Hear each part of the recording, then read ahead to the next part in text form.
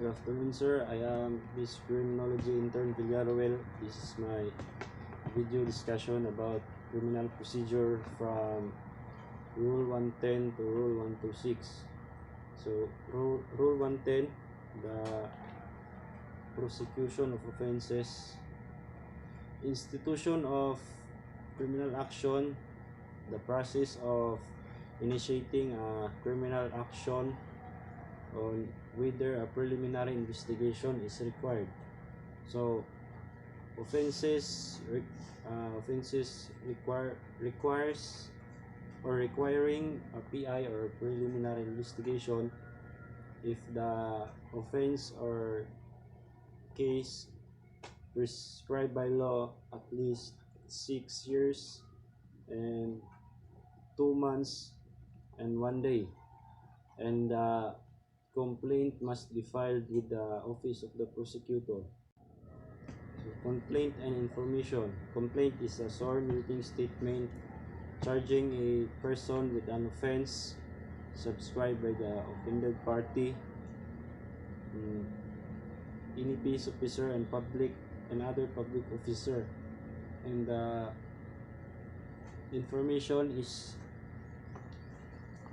an accusation in writing charging a person with an offense subscribed by the prosecutor and filed with the court.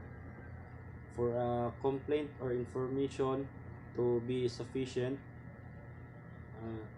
it must contain the name of the accused, designation of the offense, cause of the accusation, place of the commission of the offense,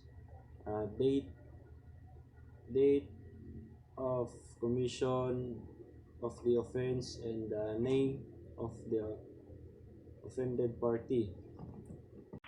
So duplicity of offense. In Rule 110, the duplicity of offense is prohibited. So meaning in complaint or information must be charge only one offense, except the law prescribed a single punishment for various offenses. Rule 111, the prosecution of civil action. So institution of criminal action and civil action. So in general rule, when criminal action is instituted, civil action must be deemed institute for the recovery of civil liability unless the offended party waives civil action, reserve the right to institute separately or institute civil action prior to criminal action. So when separate civil is suspended, so after a criminal action has been commenced, the separate civil action arising therefrom cannot be instituted until final judgment. So Rule 112, preliminary investigation. Preliminary investigation is an inquiry to determine whether the probable cause and the respondents is probably guilty. So officers authorized to conduct a preliminary investigation. First is the provincial or city prosecutors under assistance, the national and regional state prosecutors, judges of municipal trial court or municipal circuit trial court, and the other officer as authorized by law. The preliminary investigation procedure. So filing the complaint, and if there is a probable cause, the prosecutor will now issue a subpoena within 10 days of filing the complaint, and the respondent will provide counter affidavit.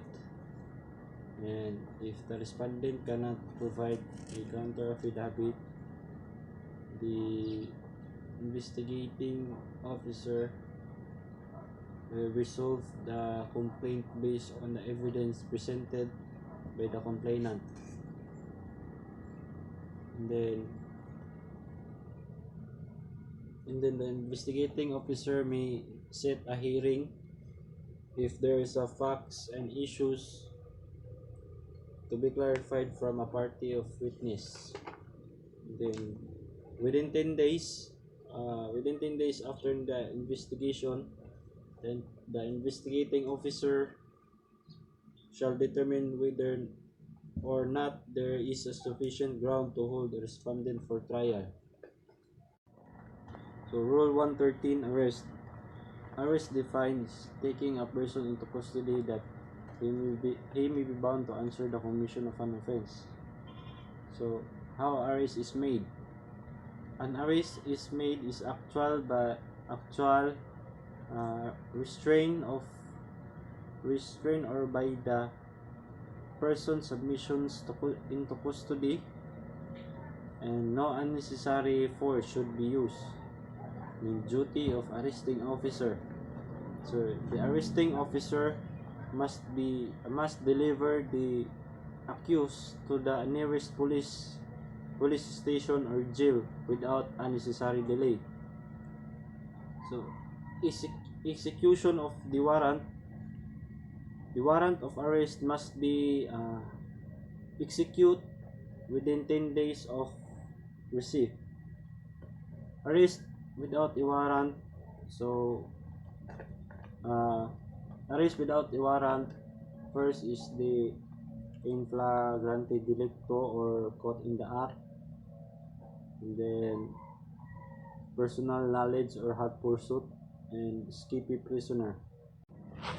Time of arrest. An arrest can be made of any day and at any time of day or night. So Rule 114, bail.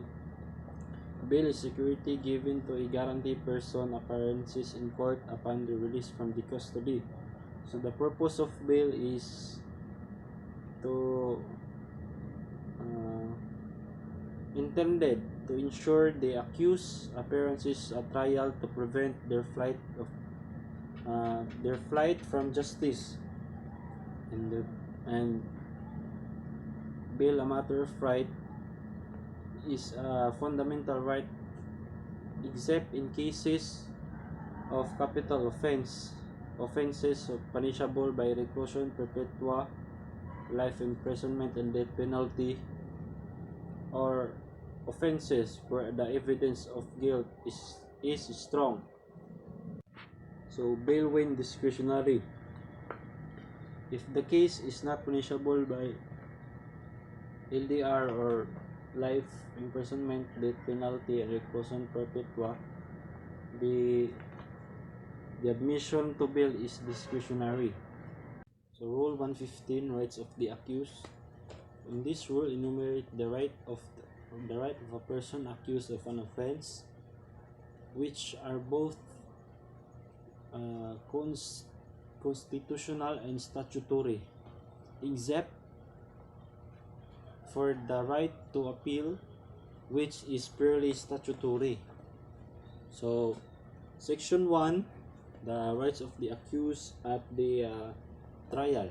So first, to be presumed innocent until contrary is proved beyond reasonable doubt, and to be informed of the nature and cause of the accusation against him, to be present and defend in persons and by counsel at every arraignment to promulgation of the judgment, and to be exempt from being compelled to be a witness against himself, to confront and cross-examine the witness against him at the trial, and to have compulsory process issued to secure the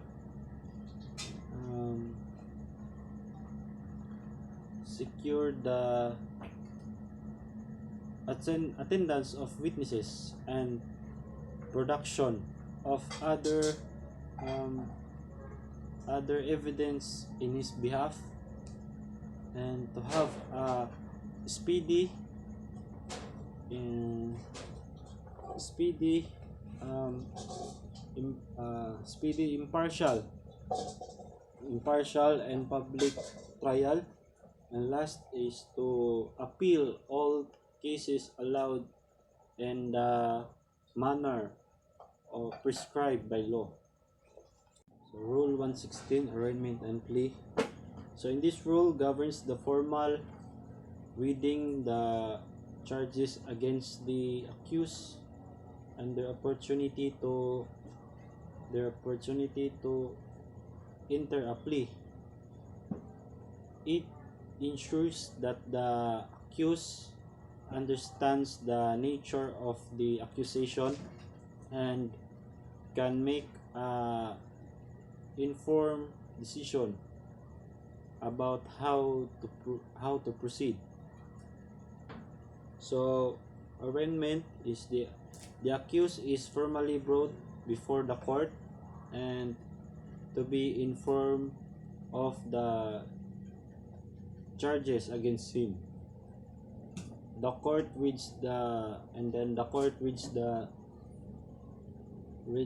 complaint or information, and the accused is asked to state their name, address, and personal details. So the purpose of arraignment is to hear the formal information and to allow the defendant to enter plea.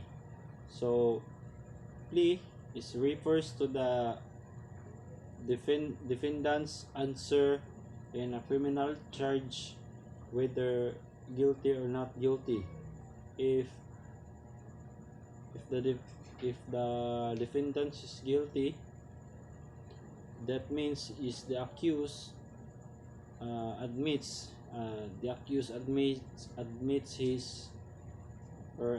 to the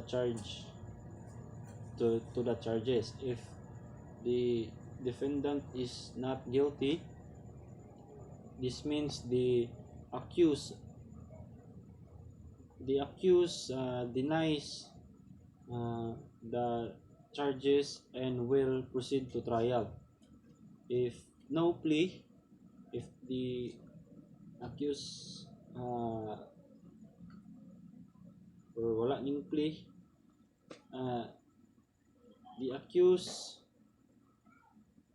if the accused refuses to plead, the court will enter a plea of not guilty on their behalf. During the order of trial, after the prosecution reaches its case, there is insufficiency of evidence, and then the accused filed a demur evidence. So if the demur evidence with leave of court, if the court grants the demur of evidence, it will dismiss. If the court denies the demur of evidence, the court will or the accused continue to present his evidence. If or without leave of court, if the court grants the demur evidence, it will dismiss. If the court denies the evidence, the accused is prohibited to present an evidence. Rule 120, judgment. So this rule outlines the procedures for the court for each decision in the case. So the judgment is the formal pronouncement of the court decisions, which can be either a conviction or an acquittal. So conviction: if the court finds the accused guilty beyond a reasonable doubt, it will render a judgment of conviction. If acquittal, the court finds the accused not guilty, it will render a judgment of acquittal. This means the accused is released from the charges and cannot be tried again for the same offense or double jeopardy. So the promulgation, the judgment is formally pronounced in open court and a copy given to the parties. So rule 121, new trial or reconsideration. So in this rule provides a mechanism for the accused to challenge the judgment if they believe that there were some errors or irregularities in the trial. So grounds for a new trial, first is newly discovered evidence, irregularities in the trial, misconduct of the judge or the jury, and errors in the judgment. So the accused may file a motion for reconsideration on the judgment on the following grounds. First is the error in the judgments, misapplication of the law. The judgment is contrary to the evidence. So the procedure, the motion for a new trial or reconsideration must be filed in writing and must specifically state the grounds relied upon. The court will then set a hearing on the motion where the parties can present their arguments. So the effect of granting a motion, if the court grants the motion, a new trial is ordered on the judgment is reconsidered. The court may modify the judgment and set aside the judgment or order a new trial. So rule 126, search and seizure. Search warrant defined. A search warrant defined is a written order issued by the judge and authorizing a peace officer to search a specific place for specific items and related to a crime. So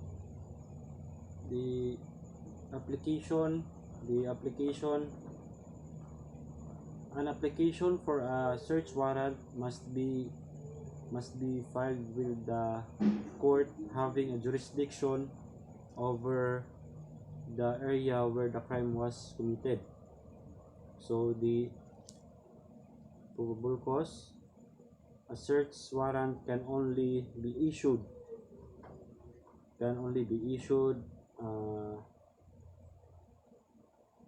based on a probable cause, meaning that there must be a sufficient evidence to believe that a crime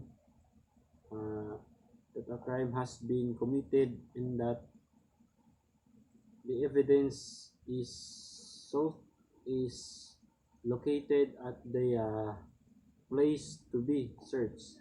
So the judge must personally examine the complainant and the witnesses, and the witnesses under oath to determine probable cause. The warrant must specifically describe the place to be searched and listen to be seized. So the validity of a search warrant 14 days from its date of issuance. So the procedure, the officer must execute the warrant in the presence of the lawful occupant, or if absent two witnesses, the officer must provide sa tawag ni receipt for the seized and property and deliver it to the court along with an inventory.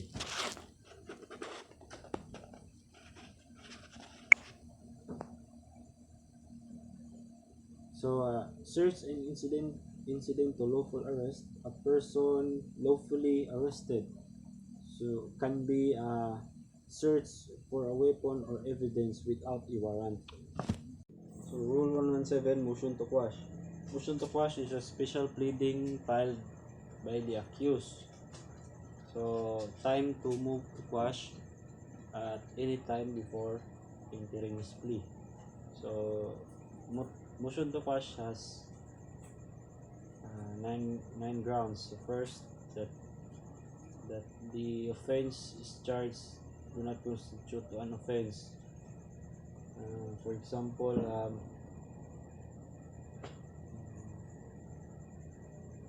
infanticide, and then the kulang ang element ng crime. So or wala naka-indicate dito nga less than 3 days old, so mahulog to siya og murder. So dapat the elements of the crime is good, complete. So second is that the court trying the case has no jurisdiction over the offense charge. So example,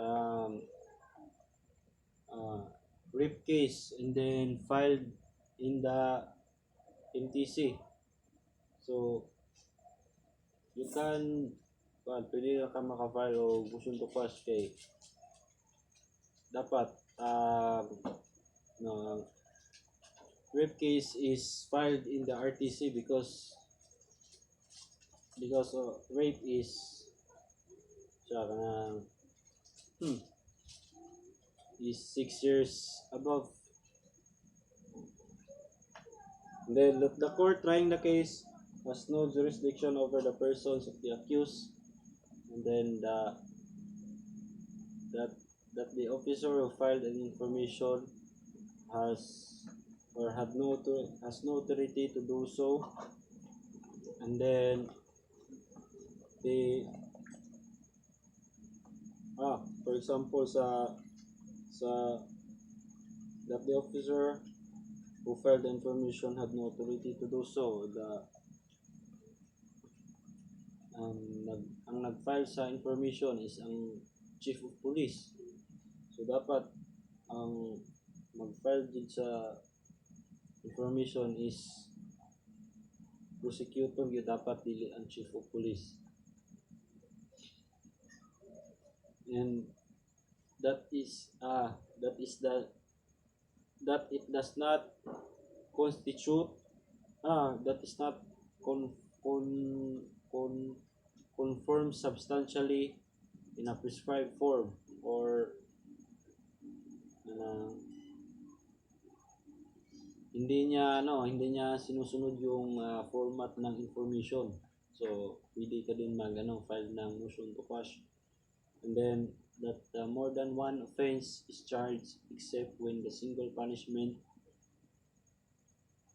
for various offenses prescribed by law. So or double jeopardy. So Rule 118, pre-trial. Pre-trial is a mandatory in criminal cases. So the purpose of pre-trial is to conducted to avoid surprises and lay down evidence and witnesses, and simplify the issues, amend the pleadings, stipulation of facts and evidence, and explore the possibility of settlement, and then determine the witness to be presented, or set the date of the trial. So procedure, the court will issue an order to setting a date for the pre-trial conference. The parties must appear to the conference and be prepared to discuss the case. So the results of the pre-trial is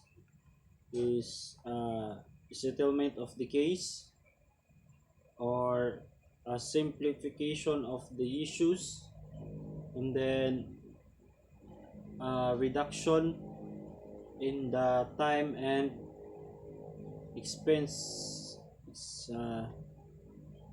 of trial.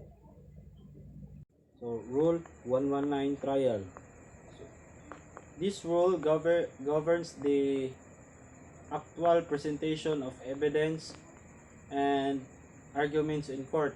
So time to prepare for trial. So after a plea of not guilty, the accused shall have at least 15 days to prepare for trial. The trial shall commence the trial commence within 30 days from the receipt of pre-trial. So the order of trial, that the trial typically proceeds in the following order. So first, the opening statements, presentation of evidences, examination of witnesses, and rebuttal and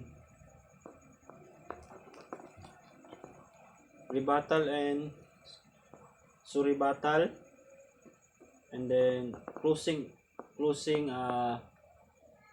arguments, and then evidence rules. So these rules of evidence are strictly applied during the trial to ensure that only relevant and admissible. So evidence rule.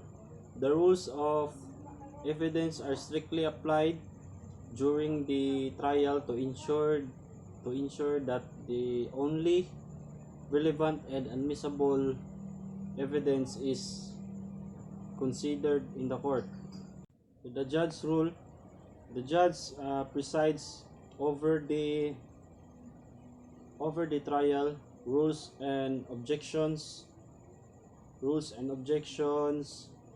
and ensure that the trial is conducted fairly and impartially.